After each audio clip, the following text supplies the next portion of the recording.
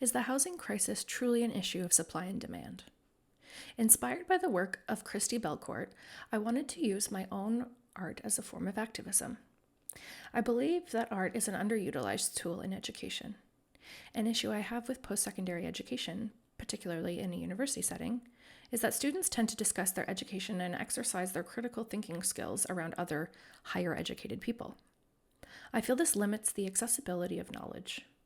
I am very passionate about my education and field of study, and I enjoy discussing topics and issues with people in my social circle. A challenge that often arises when I engage in these kinds of conversations is my use of jargon. As someone who has received a university education, I have grown accustomed to using language learned in the classroom with similarly educated peers. Unfortunately, my assumptions of others' familiarity with certain terminology or topics can impede the flow of a discourse. A beautiful thing about art is that often the meaning behind a piece is left open to interpretation. This encourages critical thinking by the viewer. The viewer can focus on specific aspects of the piece that are relevant or interesting to them and stimulate conversation with others about what they may see, feel, or disagree with. With the recent approval of Conservative Bill 23, More Homes Built Faster, I was curious if the ongoing housing crisis in Canada was actually an issue of over-demand and limited supply. Therefore, my research question is as stated. It turns out the answer to this question is in fact yes, there is a shortage in the supply, but of affordable housing. My plan was to intentionally use specific imagery, colors, and materials to emphasize the complex issues surrounding cities and the housing system.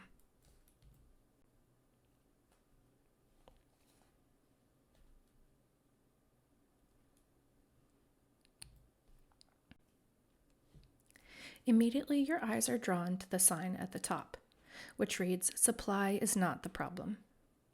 I chose to highlight this statement to explicitly get my thesis across.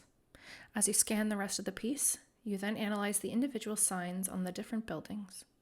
Because my argument is that housing affordability is the true cause of the housing crisis, the signs depict properties for sale or rent by large-scale property management companies and real estate developers. One of the signs advertises vacancy, further emphasizing that there is no shortage of vacant properties for people to inhabit. The cost of living has surpassed the amount of money that residents are earning. Because I live and grew up in Ottawa, I chose to identify local real estate developers, including Bridgel, Ridgecraft, Minto, Taggart, and property management companies such as CLV and Sleepwell. Here we see advertisements for luxury rental units. These are becoming more prevalent as the demand for rental tenured dwellings increases. This is linked to a decrease in mortgage lending due to the drastic increase in loan interest rates as a result of inflation.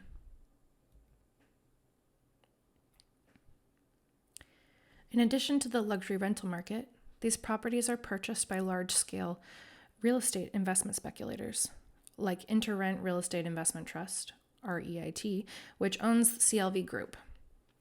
InterRent boasts on its company history page that in September 2018, the company's value increased to just under $2 billion in 8 years.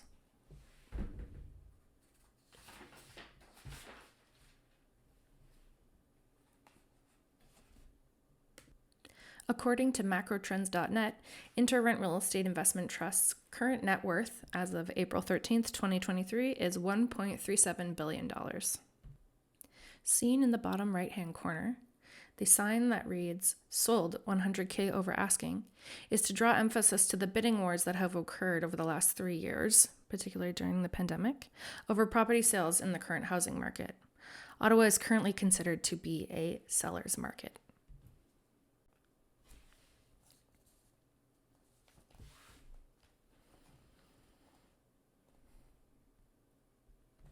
Some intentional artistic elements include the use of silver and gold on the buildings, colored deliberately to emphasize the unaffordability, exclusivity, unattainability, and upper-class-oriented housing market.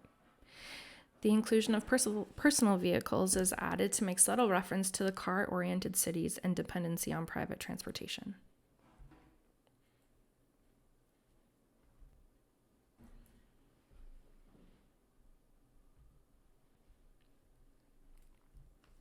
Here's a set of banners which read, "More Homes Built Faster." This is the title of Provincial Conservative Bill 23, which was passed in fall of 2022. This bill permits development on the protected green space of the Ontario Greenbelt. The color was also intentional, as blue is the color of the Conservative Party. The blue also fades into the background of the blue sky. This symbolism is in reference to how the government endorsement of Bill 23 portrays a fix-all solution. But in reality, this solution will not solve the issue of affordable housing, and it will cause serious environmental damage. Ontario Nature published an analysis of the impacts of Bill 23 if implemented, and provides these 7 key takeaways. They explain that the changes would do little or nothing to address the shortage of fully affordable housing. The changes would facilitate expensive urban sprawl and inappropriate high-rises at the expense of more diverse housing types designed for all stages of life and ranges of incomes. It would also divert limited construction materials and labor away from building mixed and affordable housing and direct them instead towards sprawl development, creating fragmented agricultural and natural landscapes. It would also remove from the Greenbelt thousands of acres of valuable natural areas and agricultural land and turn them into sprawl development. It would also undermine the protection of wetlands, woodlands, rivers, streams, and wildlife habitats across Ontario. It would destroy key land use planning processes that Ontario municipalities, conservation authorities, and residents need in order to protect, manage, and plan for climate-resilient ecosystems and communities. And lastly, it would create an ecologically vulnerable Swiss cheese greenbelt by allowing land speculators to develop the lands that the government would have removed from greenbelt protection.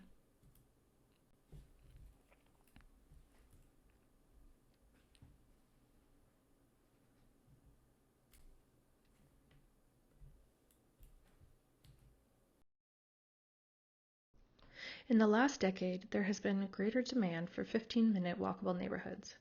This concept was developed to promote sustainable urban spaces with residents in mind. A 15-minute walkable neighborhood is built around active transportation, specifically walking, but does not exclude other forms, including cycling or public transit. The premise is that most or all amenities needed to provide for an adequate quality of life, including schools, grocery stores, hardware stores, pharmacies, medical services, libraries, etc., are within a reasonable walking distance of any given resident.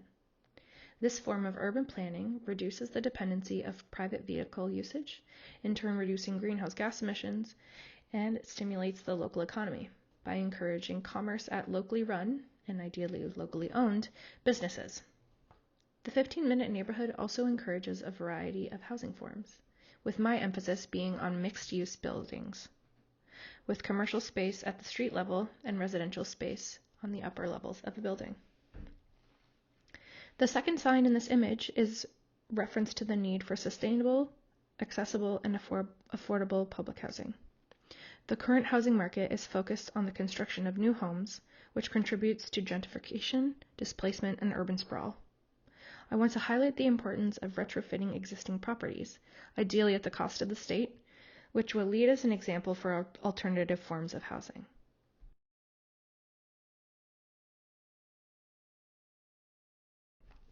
I have previously discussed the issues of the current housing market and the issues of private ownership, real estate speculation, and hypercommodification. But what are the alternatives?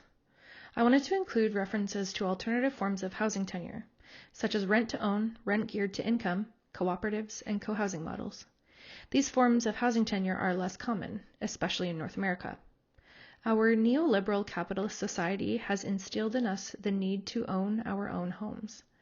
However, the reality of that is growing less and less likely for the current millennial generation. The Canadian Mortgage and Housing Corporation considers affordable housing to cost 30% or less of a household's gross income.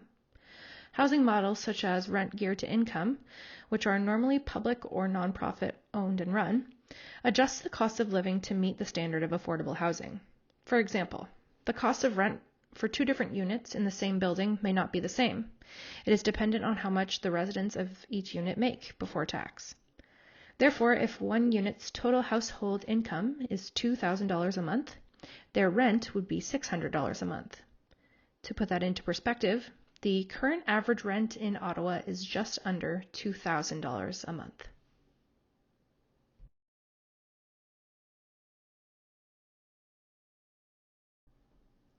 This image shows a sign in the foreground which reads, "Local bus, metro, every 10 minutes."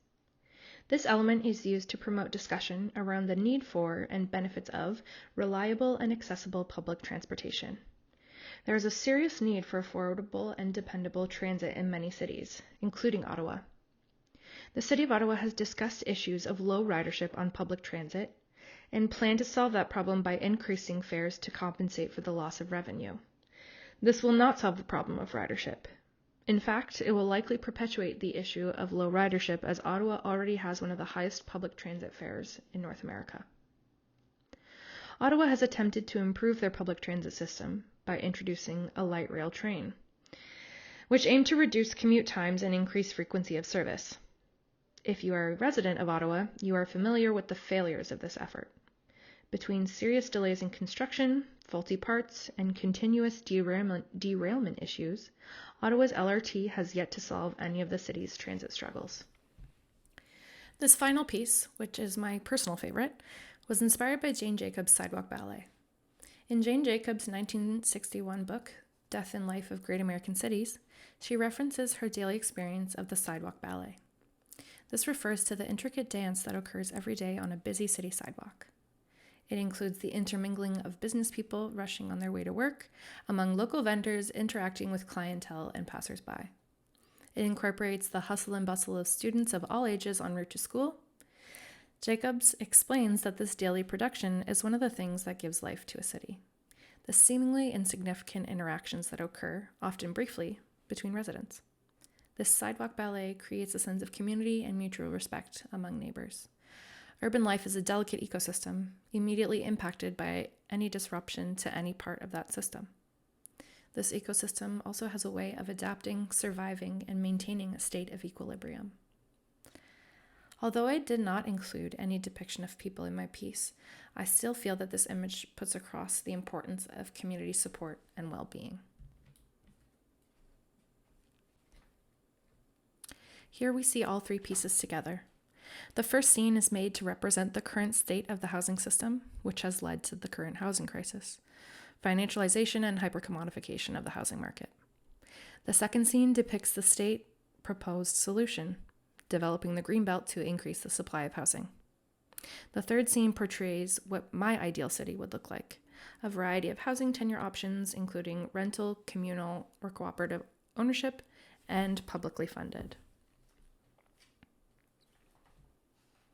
The use of cardboard as the main medium is in reference to the common use of discarded and scavenged materials as a form of shelter, commonly used by the unhoused population. Many people can relate to the image of walking past a seemingly unhoused individual holding up a makeshift cardboard sign, explaining their situation to justify their desperate plea for spare change.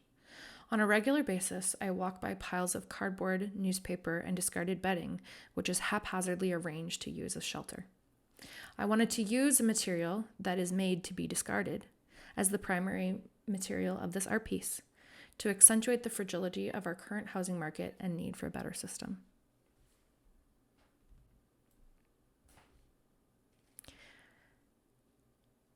Thank you so much for listening, and I hope you enjoyed.